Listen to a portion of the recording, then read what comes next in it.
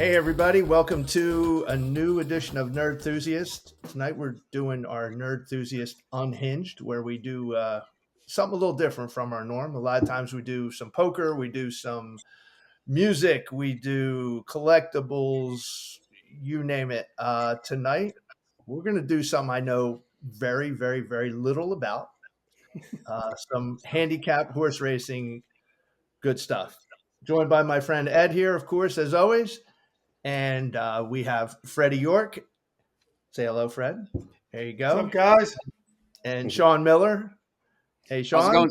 Some will also say we know very little about horse racing. Well, sometimes I'm sure. Sometimes, yeah. I guess when you win, you know it. When you lose, you don't know it. It's like in poker. That's right. Same thing. Yeah. That's right. So they have a little company called Let 'Em Run. Freddie, slide over so I can see the banner a little bit. Slide one way. Let 'em run. That's it. Let 'em run. I like the banner, by the way. Very cool. Thank you very much. Yes. So tell us a little bit about Let 'em Run, and then we can kind of throw some questions out there and go from there. Sure. Well, Sean was a big part of how this all came about. I certainly, Sean has been doing podcasts for a long time on his Capital Sport Network with a big emphasis on soccer and some other sports, but primarily soccer. We had a Kentucky Derby party. I think it was 2 years, right, Sean?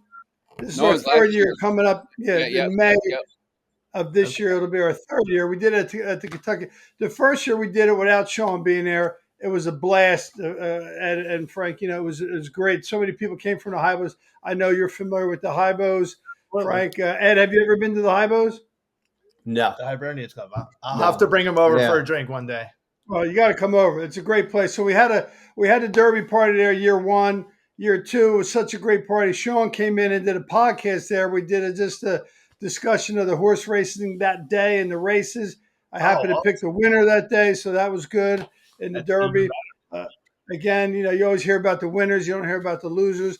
But Sean can comment a little more on about how it developed into that, because when I started writing articles, Sean, right, and then Sean picked up these articles, and the first one we put on another facility, Rant Sports, it got like I don't know how many thousands of readers, right, Sean? Yeah. Let me start from a little bit further back. So I started working at NJ.com in 2013. Thanks to Mark Eckel. I was the soccer coach at Trenton Catholic Academy. Mark Eckel got me into NJ.com. So I was there for a while. I was on ESPN Radio in New York, 98.7 for 2 years. I had my own betting show there. I do a lot of soccer. I'm number one soccer handicapper in the country. So just get that out there first. But I started doing streaming Capital Sports Network, YouTube during it was 2019 at the beginning. I was streaming the girls basketball games at Trenton Catholic, and that was 2019 into 2020, and of course 2020 COVID. So we got to the end of that season, and then the next year when sports started up, well, guess what? Like, fans aren't allowed in games anymore. So how are we going to get people to watch basketball games in the wintertime if no fans are allowed? Oh, hey, Capital Sports Network can stream the games. So we did that. And then in the fall, we started streaming Pennington boys soccer, Pennington, the number one team in the country last year. So Capital Sports Network's kind of grown. We still stream these games, and it got to the point where we were doing some podcasts, and I did some stuff with I've always kind of been betting. I've been doing stuff for American Gambler and Bettors Insider, all different betting sites for a long time. And we're doing a lot of podcasts on Capital Sports Network, on different channels, on the radio, obviously, and then said, Fred, we should go do this. We should do something live for this for the Kentucky Derby. It ended up being we had live. It was on the TVs there, and it ended up working out. And then when I took over as editor in chief of Rant Sports, And I'm actually editor-in-chief of a couple other sites as well now that are just launching, that we just started to put these sites on. Sports Talk Florida, Sports Talk New York. It's going to be all over the country, about a network of 20 to 25 sites. This thing came up. I said, listen, we should just do this all the time. I think there's kind of people specifically on social media, Twitter, X, whatever it's called now, have been really receptive to it. The other day when we filmed, we had 150 people, Twitch, all these places, and it ended up being pretty cool. And now it's grown to the fact where Fred's posting videos on it. Fred, who's I would say, I do social media for my job. I don't know if Fred is as technically savvy as I am. He's a walking social media. He yeah. He hangs out at the bar. He's Mr. Social. So he's hands, baby. So he's posting videos now on Instagram. He's got his Instagram account, and it started. We've only been doing it for about 2 months, and it's starting to pick up. It's starting to get a little steam. The other day we were watching. They have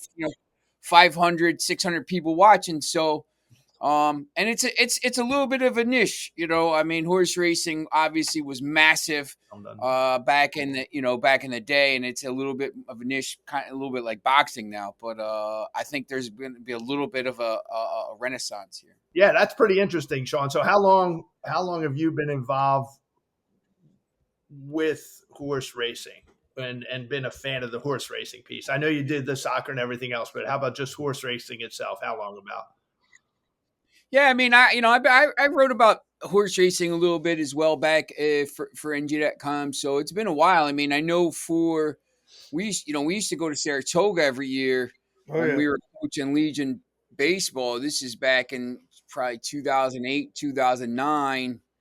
And my birthday is during the meet up there. It's a 6-week meet. So we went to one of the harness tracks for my birthday, the birthday dinner that night. So it's something. We're always at parks. I remember going to Monmouth for one of my birthdays with all these guys. We used to go to parks a lot. We used to meet there. I've always, I went to school up in New York City. I went to Columbia University. So we were, one of my buddies, Dave Bauer, was, he was big with, betting and horse racing and stuff like this, the Daily News. So we would go out and go to the track, every once in a while. I tutor. I do tutoring. I tutor one of the guy, the harness driver, Yannick Gingras. His family. He's got, I think, 9,000 wins, 8,900, some crazy amount. That's amazing. It's different. It's a little different because we have on the site, that I've been writing for. We have Freddie's stuff, the Let 'Em Run, that me and him both write together, and then we have the harness stuff as well from Dave Little and some of the stuff from Meadowlands. So, and they don't really cross.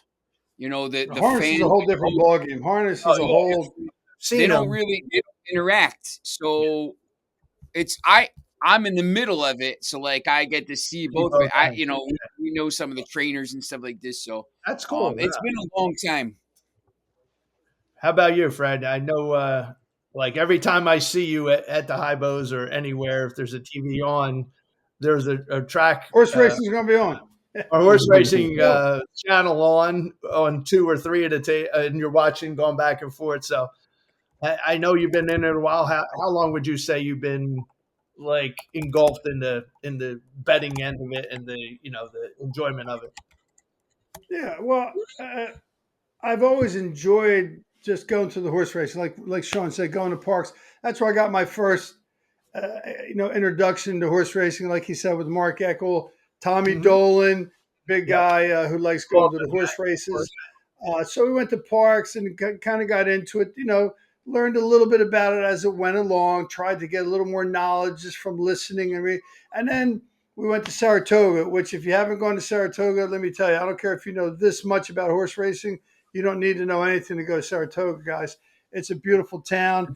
The track is the oldest track in the country, but it certainly isn't old in the sense of, what it offers in terms of all the amenities and all the things you can do there. About your local stores. Yeah, the stores, the shops, the restaurants, the people are nice. You sit next to anybody, they're going to say, "How'd you do today? Oh my God, can you believe that 7 horse in the fourth race? Oh, I had him too. I couldn't believe he got beat at the wire." The stories are I'm sure it's a ongoing all the camaraderie. time. Yeah, that's funny. And then, I tried to get a little more, savvy in terms of understanding a little more about the horses. Breeding, obviously, that's pretty in depth. That there's a lot behind that. I know some, I don't know a lot. Learning about the jockeys, the trainers, what all these things mean when you put them together. And then, there's a lot of, experts out there, and we all have our own way of how we analyze a race when it comes up.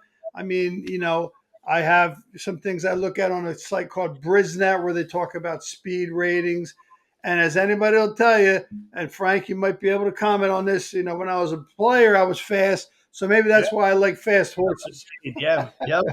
Agreed. And that's what I was going to ask you about. What my question was really going to be. I know I do some, sports betting, but, just, basketball, hockey, things like that. But I never dove into horses. And how do you even begin to start handicapping that? And so is that site you mentioned, I guess you go on there, but what goes into really the analysis to pick a horse when a race is coming up? It's very interesting. Sure. Well, there's different classes of horses too. Kentucky Derby, that's top of the list. No offense to Philly Park. Some of their horses claiming $5,000. Me and Sean sometimes thought we might put a couple thousand together and buy a horse. It's not that easy, but my point is, you have different levels, right, Sean? Sure. Like in any sport, I guess, like in anything. Like any sport, you're going to have, triple A, double A, single A, et cetera, et cetera. So it's a kind of the same analogy to horse racing. You're not going to get, Zenyatta to run against a horse that's a 5,000 claimer at Philadelphia Park, right? If you did, nobody would bet it because he's running backwards. Yeah. Yeah, I think the other thing too is that when you're talking about these, the Kentucky Derby's coming up in 2 months, so we're like ramping up because there's all these races to get them in. These horses are all they're 3 years old, right? So but when you start to get to these other races and the Breeders' Cup, and then some of these horses don't get into their stride till they're 4 or 5, and then they become 5 and they start winning in 6. So these races are very specific races for a very specific horse of a very specific age, and then but down you don't even know, like some of the horse could come out of nowhere in a year or two because people develop. It's same as baseball. Like some guys, like athletes, sure, they hit their stride, they get in their prime. They get stronger, whatever. Yeah. So there's a lot of that as well. So but there's now I think but when we used to go to Saratoga, obviously the internet was around in 2008, but it wasn't the same as it was now. Sure. There's so much information now, and you could get video of every race, and you can see that the horse got bumped out of the gate. It was actually a really good ride, but something just happened. So there's so much information available now where maybe you wouldn't have seen it, right. 30 years ago. Yeah. Clearly, like you're basing your stuff off some guy in the newspaper or something like this. But now, I mean, you could see all this stuff. You can go over all these things. But the thing is, there's an interesting story about that too. Like when I started getting into it with all these guys, Fred's got a system, and Mark Eckel's got a system, and Tommy Dolan's got a system, and Chuck Gambaluka had a system, and whoever else was there had a system. So I'm sitting there listening. And you're getting all this information, kind of like it is now, and you're like, process. Like this guy's making a good point. This guy's making a good point. Like that's a good point. Like, how you could drive yourself crazy if you take too much information. Because there's so much out there, you could go crazy. And I have learned, to develop a system is not the best word to use. It's just my way of analyzing a race. There's lots of, people that'll use this analyzation technique or this method. Right. I mean, Ed, you mentioned, what's the basics? Well, I mean, odds. What are the odds of a horse? What does 2-1 mean? What does 8-1 mean? I said something to Mark Eckel once when we were first talking about racing, during when the economy was going bad. Well, guess what? A 3-1 horse when the economy is going bad still pays $8. I don't care if it was 10 years ago, 20 years ago, or tomorrow. A 3-1 Right. horse still pays $8. It's kind of the best kind of value you can get. You know exactly what you're going to get if he wins. Well, I equated. So that's kind of cool. Yeah, and I equated to, I look from the poker end, and over the years, I've met a lot of professional players that have helped me with my game, Sure. but they look at things differently, right? So same thing. Yeah. I kind of formulated my game and my strategy. And when there were hands that I thought were very complex, I'd call or text a couple of my top poker guys. I'm talking guys that won millions of dollars. And I'm playing Sure. smaller stuff, but I'm reaching out to them and giving them all the details of the hand and saying, how would you play it? And ironically Sure. enough, sometimes some of the top guys would play it differently. And that's How okay. about that? But the best thing is I like hearing their analysis. Like I'm sure, like as a You fan, learn. right, exactly. And that's what I said. I learned that they're looking at something that I maybe wasn't considering, and now that's in my head to consider for next time. And I'm sure, for you guys, it's probably the same thing. Oh, I didn't think about, like Sean said, now you look at something where the guy got bumped out of the gate.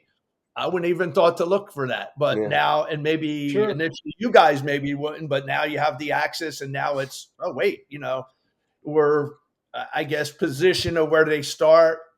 Obviously, I'm sure weather is a factor as well. Some horses run better. There's a million factors. You heard the saying. They heard the saying. They say his mother was a mutter, his father was a mutter. That's it. I think that was from the Three Stooges, I think. But there are horses that run well in the mud. Yeah. Sometimes that's based on breeding. Sometimes they have, gray horses run good in the gray weather. People said there's all crazy stuff out there. And sometimes listen, it works. If it works, it works. Yeah. So it works. But I try to get information, like Sean said, and you guys said with your poker analysis. Somebody makes a good point that maybe you didn't know about. But, I still stick with the basic things I look at, which are jockeys, trainers, Absolutely. Statistics, the things I like in speed. I mean, I've won a lot of my biggest bets because, I saw a horse that had speed that maybe nobody else thought he might have had a chance. But with some of the numbers and information you can find, he's the only speed, or we call it the speed of the speed. Maybe there's other speed, but he might be cheap speed. He or she, if it's a filly, might be cheap speed. You got to look at that. I think too, I'm going to show you this real, I'm a pretty big soccer guy, right? Oh, there you go. Manchester United. Should I say all the poker stuff on my wall over here? No, go ahead. Yeah. Oh, go ahead. So, I go to game. I've been to 150 Manchester United games. I go to games. I watch. It's basically, I've been to Final Fours. I don't really watch the NCAA as much anymore. I'm a North Carolina fan. They stink, whatever. But, the thing about it is, so I watch probably more games and more minutes of games than anybody I know. And I trust my eyes, and every once in a while, I'm pretty good at betting with soccer. And I always say but every once in a while, to your point, I'll go and I'll say I'll see what some guy, I usually go to English sites because it's a Premier League and stuff like that. Sure. And I'll say what does this guy think about this game? And I trust my my opinion on it because I watch so much stuff and I've seen so many games. If I'm watching a live game and you're reading the game, you're like, oh yeah, the team is down 2-0. You're like, man, this is ripe for a 3-2 comeback, and you live bet it, and it happens. But for some of these other, for basketball or whatever, I don't watch enough of it to do this. Right. For horse racing, I think what I've tried to do when I put these bets in. I listen to Fred obviously because he's he's on here at the show, but I try to do the same thing. I try to find there's 180 soccer games every weekend. Like I'm trying to find 1 or 2 or 3. Right. So for horse racing, like maybe instead of like betting every, like this is just me, like instead of betting every race or betting all these horses or betting all these combinations, I'm trying to find like this is real good information. This I'm going to try to win this Top race. picks. Mhm. Yeah. Yeah, like and like that's just me. Like I hate losing money. So like Everyone does. I don't want. I would rather I'd rather burn it than lose. It's No, so but I get so Anybody many. like losing money? Anybody like losing money? Yeah, but it's like it's almost like I'm like probably a little more cautious sometimes. Right. But That's I okay. think.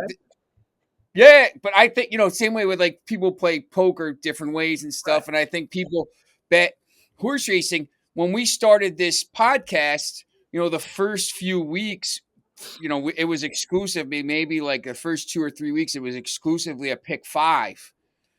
Where we would go to Gulfstream and pick the 5 races, and basically what I said to Fred is, I said, listen, if you win 3 out of 5 races here and you're pegging this as a pick 5, like you did pretty well.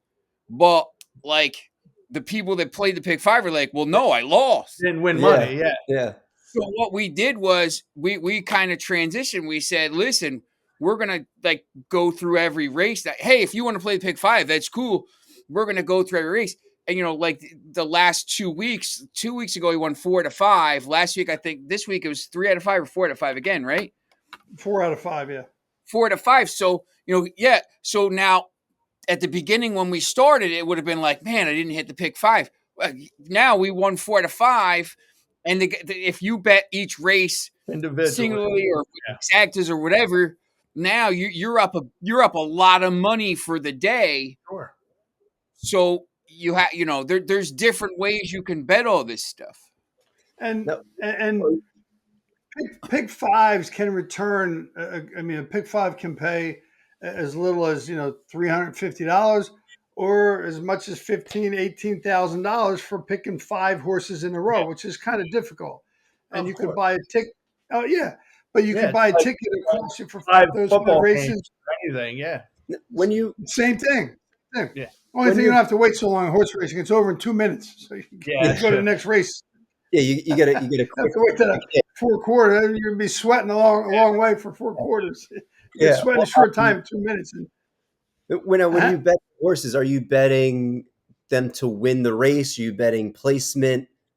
Or so and how does the pick 5 work? Is it if you get them right consecutively, does it compound, or Yeah. how does that work? So a pick 5 is picking 5 consecutive races. Usually let's say Gulfstream Park, which we do a lot. We do a lot of Just work the winner? on. Just the winner of 5 huh? races. Like the Just winner. a winner. Got to have a winner.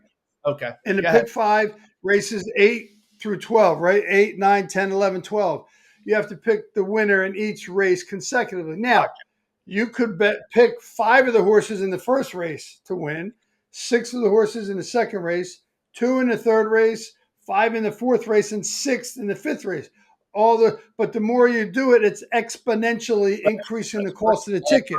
It's permutations and stuff like So that. the best way to think of it is this. If you pick 1 horse in each race and the base rate for that pick 5 is 50 cents, 1 times 1 times 1 times 1 times 1, that ticket will cost you 50 cents.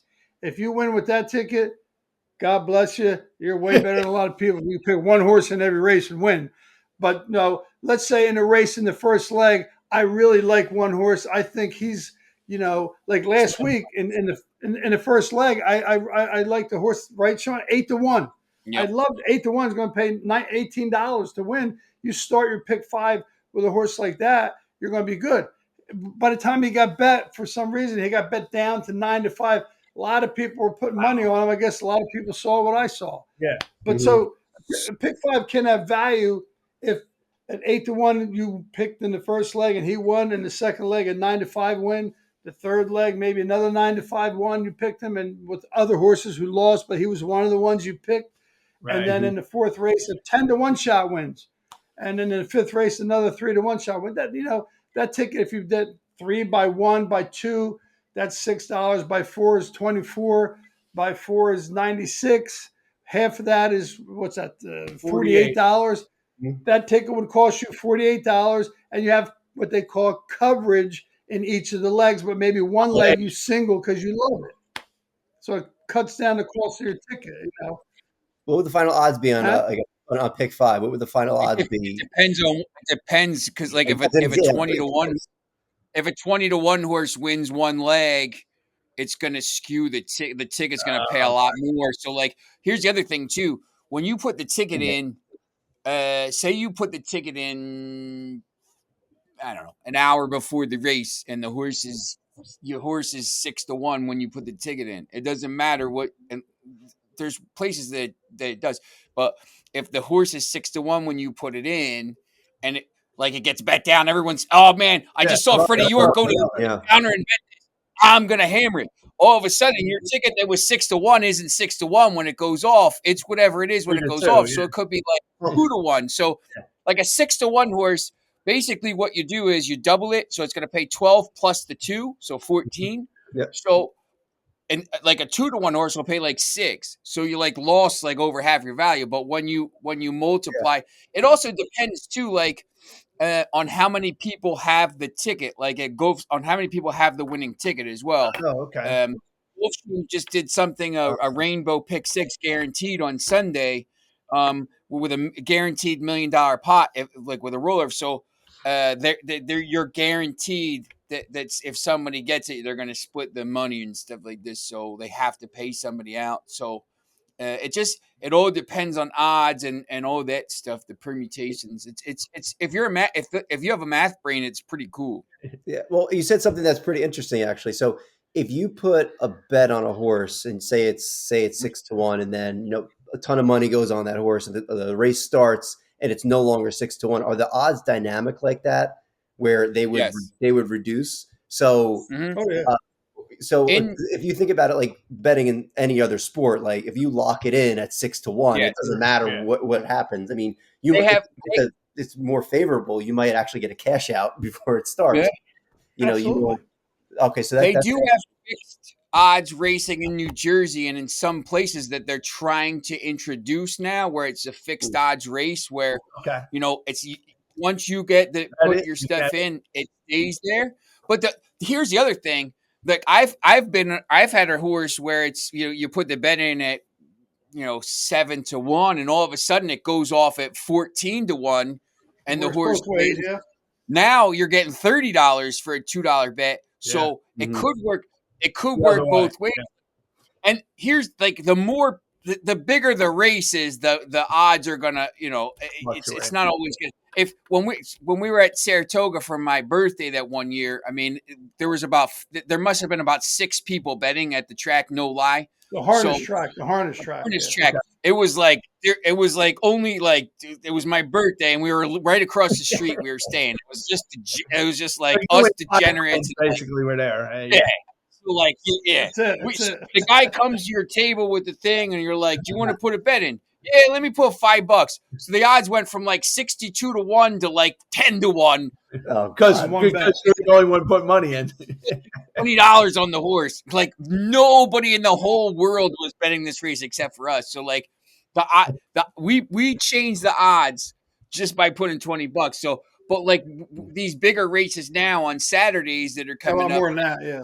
To Derby, there's so many people because all the places across the country now, the OTBs and everything. Like when you're at parks, you go up to the window and say, "Hey, I want $20 to win on the 7 at Churchill Downs or at wherever parks or wherever you want to go." So you can bet on all these other tracks at parks. So all that money goes into the pot. So it changes the odds, I think, a little bit less than when some of these smaller races, the $5,000 claiming races at parks that nobody's betting. Well, that and Ed, a question when we were discussing about analyzing the pick 5. One of the things I found is I'll spend a decent amount of time going through those 5 races.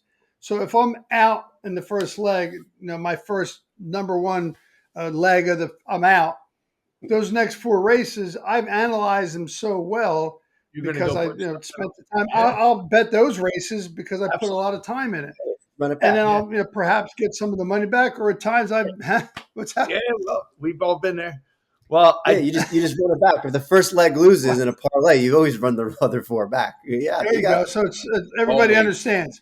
Yeah, Yeah, they always. call horse racing. They call it the get out bet. You get to the last race of the day, you lost $150. You like one horse, he's 18-1. Is your get out bet? I'll put 20 on him to win. If he wins, I win 360, and I got out. And when he sees Sean doing this, if he ever does this when he's talking, something good's happened. So be careful if he starts rubbing his hands, and that's a little dangerous. So there it goes. Be aware if you see that something big's come up. And Frank, growing up in Chambersburg, I saw lots of horses. I mean, they were everywhere in Chambersburg, right?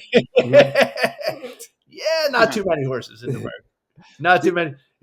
And I asked Fred, I texted him, I said, "Are you going to wear your funk hat?" And he said, There it "Absolutely." is. And I said, "Good." That's So great. now I get a deal for you. So I don't know. Do you have other funk hats? Or Yes. that's a wonderful kind? You do? Yeah, You got more? I will gladly I do. trade you a brand new, nice. I know you're not a poker guy, but this is a very sleek, full Team One Time poker. Get me a funk hat, man. I need a funk hat. I'll meet up. I'll take care of it. Yeah, I'll take care of it. I'll take care of it. All right, I Because you know appreciate. what this is from? No, I don't. This is a brewery in Philadelphia or Pennsylvania somewhere. I did not know that. I thought it was from a George Clinton concert or something. Maybe I don't know, Parliament concert. I think. No, now you're going way back. That's it. Well, he's actually coming into town. He's coming into Yes, he is. Philadelphia. He's 84 years old, I believe. George Clinton. George Clinton? Yeah. Wow. I'm sure he's just going to be like walking across the stage, smoking a joint, and letting and bebopping around.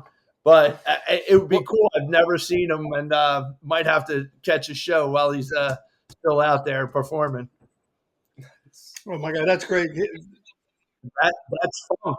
George Clinton is funk, the original funk. In fact, I'll send you over a Nerdthusiast podcast that we did about the history of funk that I was on. So I'll send you that to check it out. I'd love to see that, man.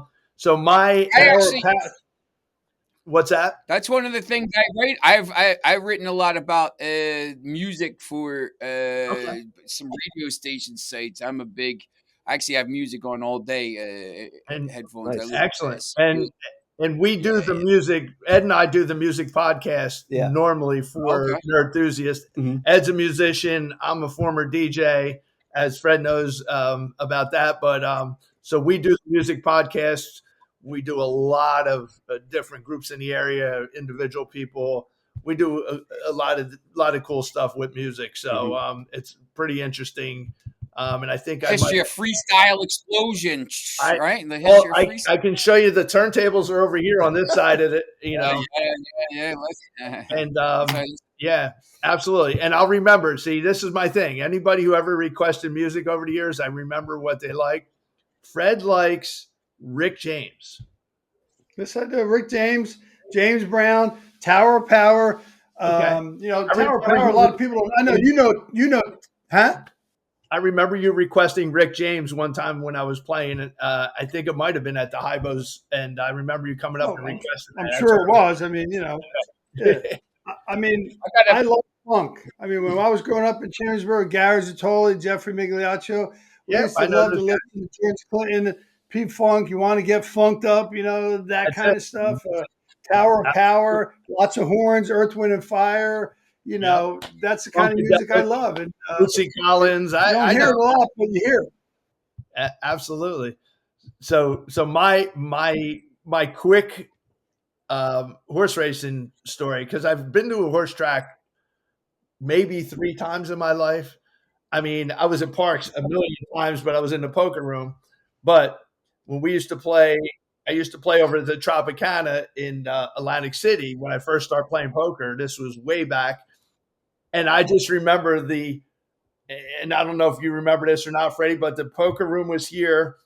The horse betting room was right next to it, and it was all opened up. Yes. So they had the TVs on in the other room, and there's all the old guys over there. And we're sitting playing poker, and you had the guy, and I sent you the picture, the guy slapping himself, going, go, go. Oh, yeah. So there's one guy screaming. All of a sudden, about 20 poker tables of guys start going, come on, come on. Pretty soon you have 250 poker players yelling on this because he's the one guy screaming in the other room. And it always reminds me of that when I watch horse racing. But you'll see some, as I'm sure you have at parks, you'll see some interesting way people get their horses home. You know, whether it's doing that or doing that, and just whatever. Fun stuff to watch. I get more entertainment sometimes of watching a guy watch a race than the actual race itself, because you're going to see some interesting stuff. That's very true, but that's funny. Free entertainment. Well, I mean, it's like you said earlier too. The races are 2 minutes, like you said, and so it's all that anticipation into 2 minutes. So people can get very passionate about it. Where for an entire you're building up your excitement. Yeah, you're building up your excitement for 15 minutes, 20 minutes, sometimes 30 minutes between the big races. And all of a sudden it's 5 minutes before post. It's 4 minutes, 3, 2, 1. Now you're like, all right, come on, let's go. The gates open. You're like this, and you're walking away. Oh my God! Or you're yelling, come on, pump, pump, pump.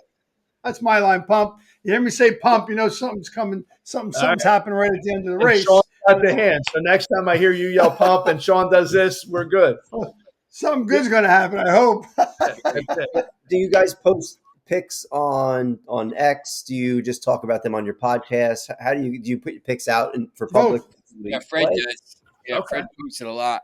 I've been posting a little bit more, as Sean said. I'm trying to get a little more savvy with that, and I had a couple opportunities to post on X and videos there.